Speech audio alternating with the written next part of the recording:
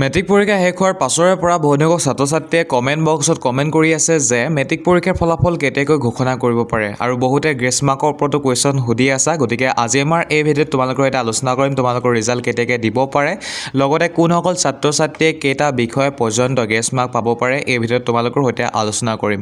গতিকে যিসকলৰ higher secondary পৰীক্ষা আছে বহুতে তোমালোকেও কমেণ্ট কৰিছা যে ৰিজাল্ট কেতিয়াকৈ দিব, গতিকে তাৰ ওপৰতো আমি আলোচনা কৰিম। নিশ্চয় তোমালোকে ভিডিঅ'টো সম্পূৰ্ণৰূপে চাই থাকিবা আৰু নিশ্চয় তোমালোকে চেনেলটো ছাবস্ক্ৰাইব কৰি ল'বা, কাৰণ আমি 2000 ছাবস্ক্ৰাইবাৰ অতি ওচৰতে আছোঁ। গতিকে তোমাৰ এটা ছাবস্ক্ৰাইবে 2000 ছাবস্ক্ৰাইবাৰ কমপ্লিট কৰিব, গতিকে নিশ্চয় চেনেলটো ছাবস্ক্ৰাইব কৰি ল'বা।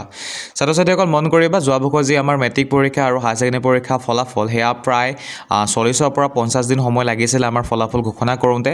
গতিকে এই বছৰ যি মেট্ৰিক পৰীক্ষা আৰু হায়াৰ ছেকেণ্ডেৰী পৰীক্ষাৰ ফলাফল সেয়াও একেই সময় লগাৰ সম্ভাৱনা আছে, কাৰণ তোমালোকে যদি চোৱা তেনেহ'লে যোৱা বছৰ যি ছেম পদ্ধতি আছিলে এয়া এই বছৰতো একেটা পদ্ধতিতে পৰীক্ষা অনুষ্ঠিত কৰিছে আমাৰ ছেবা বোৰ্ড আৰু অসম উচ্চ মাধ্যমিক শিক্ষা সংঘতে। গতিকে এই বছৰতে তোমালোকৰ ফলাফল দিয়াৰ সম্ভাৱনা একে সময়ে লাগিব, ঠিক আছে। গতিকে ছাত্ৰ-ছাত্ৰীসকল তোমালোকে ইমান বেছি পৰীক্ষা ৰিজাল্ট কেতিয়াকৈ দিব তাৰ ওপৰত চিন্তা নকৰিবা। যোৱা বছৰত এপ্ৰিল মাহৰ 11 তাৰিখে মেট্ৰিক পৰীক্ষাৰ ফলাফল ঘোষণা কৰিছিলে আৰু হায়াৰ ছেকেণ্ডেৰী পৰীক্ষাৰ ফলাফল ঘোষণা কৰিছিলে 30 এপ্ৰিল তাৰিখে।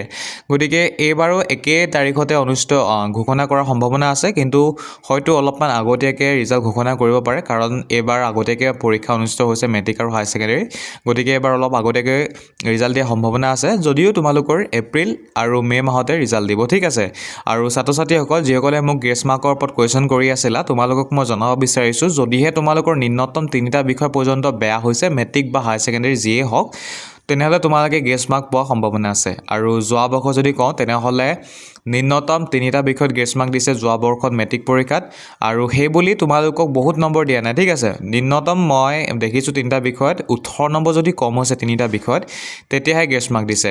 আৰু যদি কওঁ হায়াৰ ছেকেণ্ডেৰীৰ ক্ষেত্ৰত তেনেহ'লে 3টা বিষয় যদি তোমালোকৰ বেয়া হয় তেনেহ'লে তাৰে এটা বিষয় তোমালোকৰ 4th হ'ব, যিটো MIL আৰু ইংৰাজী বাদে, ঠিক আছে, সেইটো 4th হ'ব। বাকী অন্য যদি 2টা ছাবজেক্ট MIL আৰু আছামিছ হয় তাত গ্ৰেছ মাৰ্কটো দিয়ে, যদি তাৰ বাদে তোমালোকৰ অন্য ছাবজেক্ট 3টাৰ ভিতৰত 3টা বেয়া হৈছে তেনেহ'লে তোমালোকৰ 2টা ছাবজেক্টৰ গ্ৰেছ মাৰ্ক দিব, আৰু বাকী যিটো তোমালোকৰ ছাবজেক্ট এটা বেয়া হয় সেইটো তোমালোকৰ 4th ছাবজেক্ট হিচাপে গণ্য হয়, ঠিক আছে। আৰু যদি তোমালোকে মনত ৰাখিবা যিকোনো ছাবজেক্ট হ'ব পাৰে, যদি MIL আৰু তোমালোকৰ ইংৰাজী হয় তেনেহ'লে সেয়া কম্পালচৰি ছাবজেক্ট হয়, গতিকে সেই দুটাটো 4th নহয়, নিশ্চয় জানা তোমালোকে। বাকী যি 4টা থাকিলে তাৰ ভিতৰত যিটো তোমালোকৰ পৰীক্ষা বেয়া হৈছিলে সেই ছাবজেক্টটোত 4th হৈ যায়। আৰু যদি তোমালোকৰ ইংৰাজী আৰু MIL যদি ভাল হৈছে, বাকী 4টা ছাবজেক্টৰ ভিতৰত যদি 3টা বেয়া হৈছে তেনেহ'লে তাৰে এটা তোমালোকৰ 4th হ'ব, যিটোত একদম কম নম্বৰ পাইছা, আৰু বাকী 2টাত তোমালোকক গ্ৰেছ মাৰ্ক দিব, ঠিক আছে।